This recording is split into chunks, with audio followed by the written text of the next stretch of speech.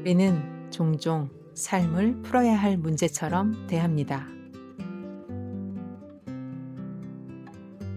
왜 이런 일이 일어났을까? 어떻게 하면 더 잘 살 수 있을까? 어떻게 해야 실패하지 않을 수 있을까? 하지만 동양의 고전 장자는 조금 다른 이야기를 들려줍니다. 삶은 해결해야 할 문제가 아니라 흐름 속에서 경험해야 할 신비라고 말합니다. 모든 것을 통제하려 애쓰는 순간, 우리는 삶의 자연스러운 흐름을 잃어버립니다.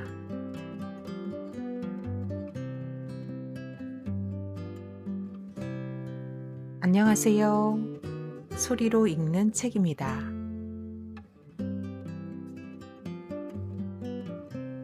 오늘은 어른을 위한 고전의 숲 가운데 장자의 가르침을 담은 부분을 읽어보겠습니다. 제목, 어른을 위한 고전의 숲. 지은이 강경희. 펴낸 곳은 포레스트 북스입니다.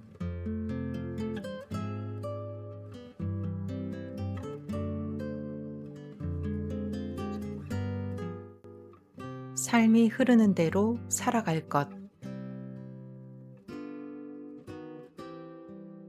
우리는 어디서 왔는가? 우리는 무엇인가? 우리는 어디로 가는가? 라는 질문을 가지고 지금까지 이어져 온 자신의 삶을 뒤돌아보자. 어떤 마주침이 있었는지, 그것과 어떻게 소통했는지, 자신의 삶에 어떤 변화가 일어났는지 한번 곰곰이 생각해보라. 그리고 생각나는 것들을 하나씩 적어보자. 지금의 자기를 만든 것들의 역사가 확실하게 드러나고 과거로부터 현재까지 각자가 그려온 삶의 무늬가 보일 것이다. 틈틈이 생각나는 것을 적다 보면 지금의 자기 자신을 더 깊이 알 수 있고 스스로도 미처 몰랐던 모습까지 새로이 알게 될 것이다. 그리고 거기에는 어김없이 마주침과 소통, 죽음과 탄생이라는 자기 변형의 과정이 수없이 반복되었음을 알게 될 것이다. 장자는 타자와 조우하고 소통하면서 끊임없이 변화하는 그것이 바로 인생의 길, 즉 도라고 생각했다. 그 길은 걸어가서 만들어지는 것이므로 장자에게 도란, 각자 자신의 길을 걸어감으로써 생긴 흔적이었다.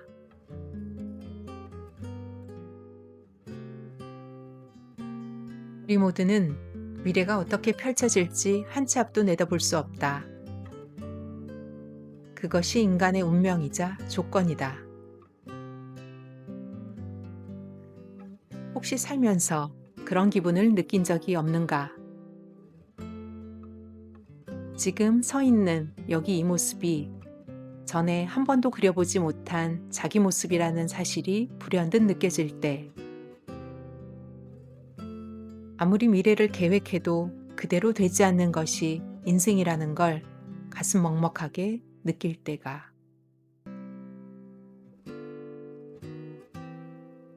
그러므로 현존하는 인생의 본래적 모습은 타자와의 우발적 마주침과 소통을 통해 이전과는 다른 예기치 못한 새로운 삶을 살아가는 것과 같다. 그렇게 끊임없이 변화하는 삶의 길은 누구도 예측할 수 없고 합리적인 이성으로 다 이해할 수도 설명할 수도 없다. 장자는 그것을 일러 운명이라 했다. 이렇게 수많은 우발적 마주침과 소통을 통해 만들어지는 인생길을 걸어간다면 어떻게 그렇게 되는 것인지도 모르고 그렇게 되어지는 것이 인간의 운명이라면 그렇다면 우리는 결국 어떤 태도로 길을 걸어가야 행복할 수 있을까?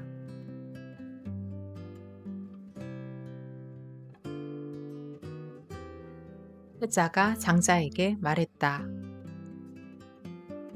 위왕이 큰 박씨를 주어 심었더니 5섬이나 들어가는 큰 박이 열렸소.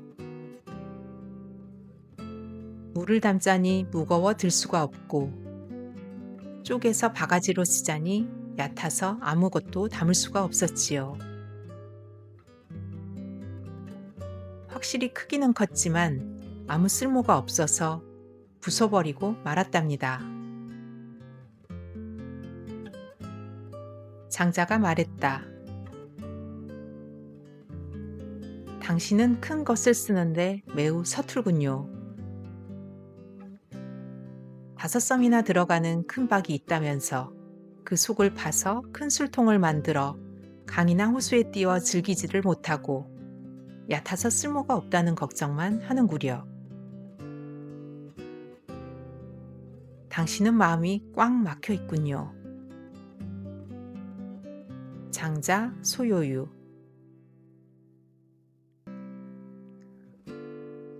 지금 이 세상이 요구하는 쓸모와 효율이라는 기준 안에 자기 존재와 자기 삶을 가두어 놓지 말자. 그것은 꽉 막힌 마음이니까. 쓸모와 효율을 넘어선 다른 차원에서 보면 아무짝에도 쓸모없어 보이는 큰 박을 술동이로 만들어 강에 띄워놓고 즐길 수도 있는 것이다.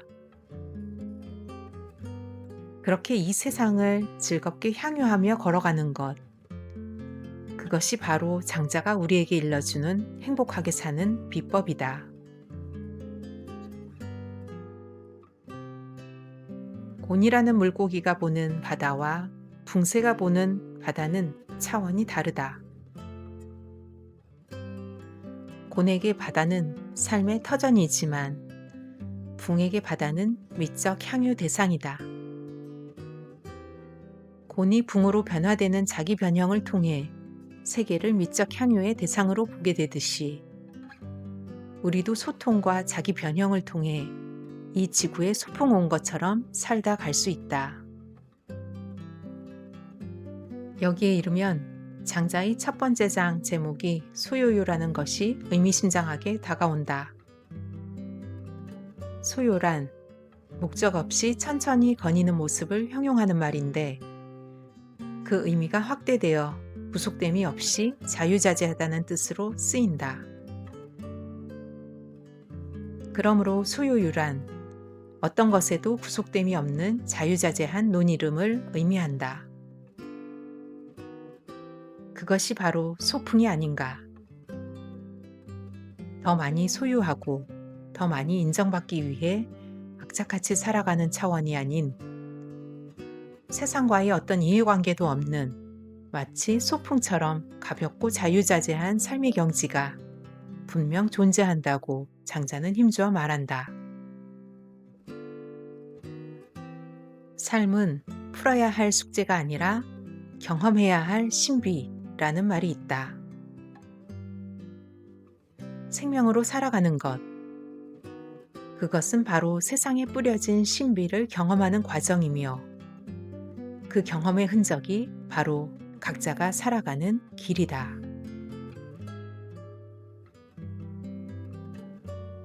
하백이 물었다. 그렇다면 제가 무엇을 하고 무엇을 하지 말아야 하는가요?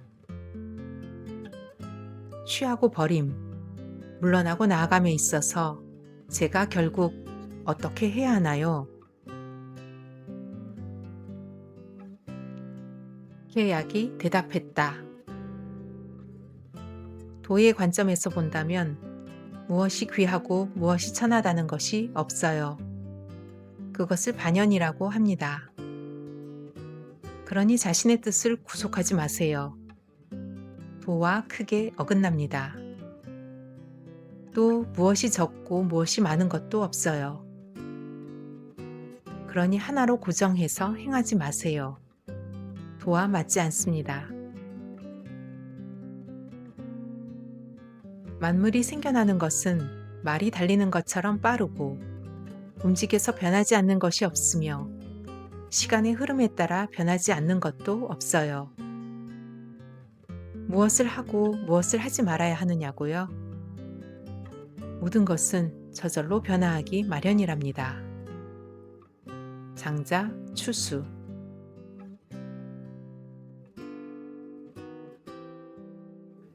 자기 삶의 의미와 자기 존재의 가치는 세상에서 널리 인정되는 보편적인 혹은 절대적인 가치에 구속되어서는 안 된다. 존재하는 모든 것은 존재 가치에 차등이 없으며 평등하다. 각자가 걸어가는 길은 그 자체로 가치 있는 것이다.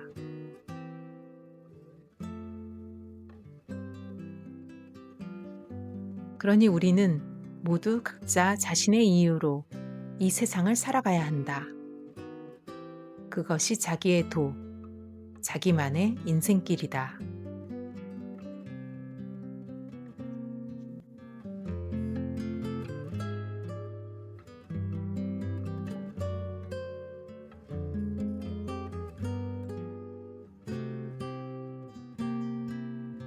장자는 말합니다. 세상은 끊임없이 변하고 삶은 멈추지 않는 흐름이라고.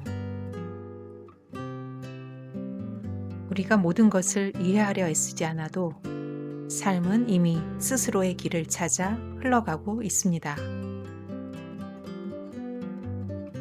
어쩌면 우리는 삶을 완벽하게 풀어내기 위해 태어난 것이 아니라 그 신비를 경험하기 위해 이 자리에 있는지도 모릅니다.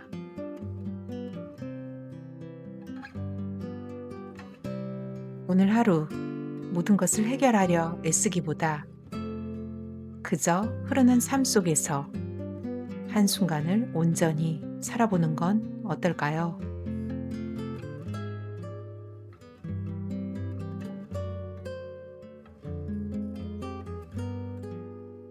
지금까지 소리로 읽는 책이었습니다.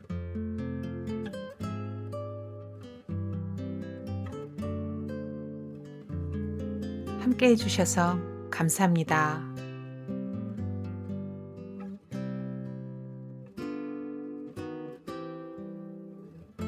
평온한 하루 되시기 바랍니다.